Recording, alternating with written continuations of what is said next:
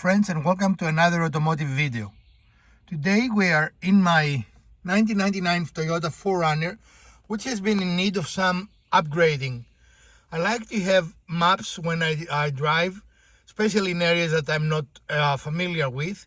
And in this car the radio is there, as you can see, and it is a very nice unit, and it is a standard size, so that is not a difficult thing to upgrade. But its location is actually not very ideal. It's very low in the car, so you will have to take your eyes off the road for a significant amount of time, so it is not very safe. Plus, I would like to keep the car as original as possible and not make any changes to the wiring harness.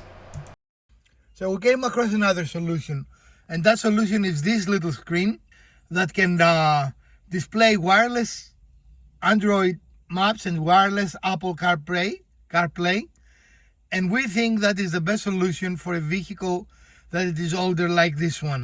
I would prefer not to change the character of the car, and keeping both the original radio equipment and modernize it will be great. Also, I don't want to take a lot of panels out. It is an older car. I don't want to disturb a lot of wiring.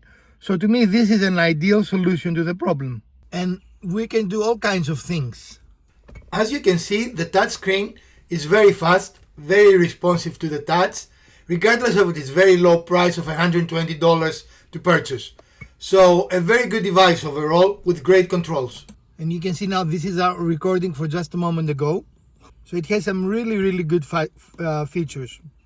On the right you see a list of all the recordings, and you can just touch the one you want to replay in the car. I see we can you see here is an earlier recording from driving around, and it includes the directions. Very good options here. And also you can connect a backup camera with backing up lines that show you where the car will move. Another great feature that I have not yet installed because I just haven't had the time to do it, but it is something that I'm more than likely I'm going to do. And here you can see how good the camera is.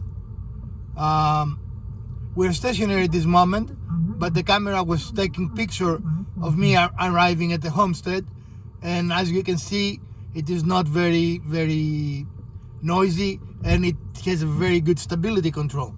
So we have attached the device here in our dash, and you can attach it to the windscreen if you want. I like it in the dash. It looks very nice. The map is very clear. The brightness is very good, considering we are in a sunny day, right, Mrs. DIY? Yep. And I like it because we did not have to change the original look of the car. And in this car, if we were to put a GPS system down there, it really wouldn't work very well. You would be taking your eyes off the road for too long to look at the GPS. So far, we're going to test it, of course, further, but so far, I do like both the look and the functionality of it. So we've been using it throughout the day. It has been a very warm, in fact we're under a heat warning, very warm day, and as you can see, it is right in our windscreen. It didn't seem to be affected by the intense heat. It comes on and it immediately pairs with the phone. The wireless function works fantastic.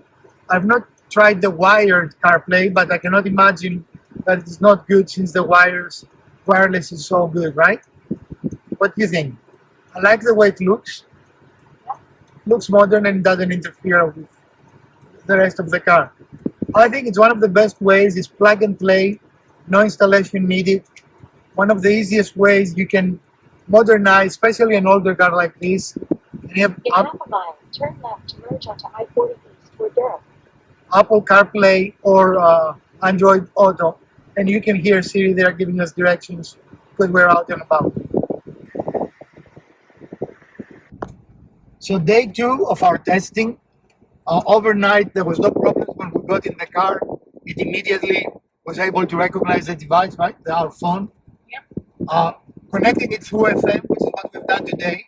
Yesterday we were listening through the speakers of the device. Today we're listening through the speakers of the car. And that was what, 3 seconds? I mean, that was a very straightforward, easy process. It tells you the You can actually set where you want it on your dial. And we went there and immediately pick it up. We don't have a lot of interference. We have a little bit of a white noise when the volume is high. But other than that, it's very clear. At the next stop sign, turn right. As you can hear, right? Yep. It is a very nice, clear voice. So far, Elvira, I'm very pleased with it. I like how it looks. It is very sharp. What are your thoughts? Yeah, it's a really nice little device, especially if you don't have a nicer one in your car or a screen at all. Then it makes it a nice way for At you the stop sign, turn right onto Arthur Minnis Road. Then it's a nice way for you to be able to have a screen on your dash when you're traveling in particular, right? Yep. As you can see, the installation is nice and clean, and actually I plan to hire the wires completely. There's a lot of wire that comes between the power. As you can see here, we have a lot of wire. So, and this is a large car, so if I can hide the wires in this vehicle, I'm positive you can hide the wires in the vehicle you have. I like the clean presentation. It doesn't interfere with your vision at all. It doesn't interfere with your windshield. I really, really like it. It works beautifully. I'm very impressed with the way it performs. And I've used it now for a couple of weeks, and it's really not presenting a single time a single issue. It automatically connects with the phone every time I get in the car. No issues there. And it uses, I've settled to the FM solution. The FM transmitter is very, very good and makes the car much cleaner and makes the solution and the integration much easier. The other options, of course, there is the option of using a tape adapter that will give you an aux port. This device comes with an aux out, the FM internal speaker. It has an impressive array of features. So if you prefer to have an aux port, you can buy a very inexpensive adapter. It's a cassette adapter to aux port that will give your older car an aux port. Even if not for this specific application, for any other application you need an aux port for. Here you can see the front camera. It comes equipped with a front camera that can be on if you don't want to see your maps, and also has recording capabilities, which is a great option to have. And also it comes with connections for a rear camera. Another little clip to see how good the front camera is. It does a great job in taking a very wide picture. I'm very, very impressed with this performance and all the features this unit has for about $120. But for now, this is our video for today. I hope you enjoyed it, and if you did, we'll appreciate your support with a thumbs up. If you didn't, the other button works as well. Share, like, subscribe. Let us know what else you might want to watch in future episodes of our channel. From Professor DIY and Automotive Wednesday, let's fix something together.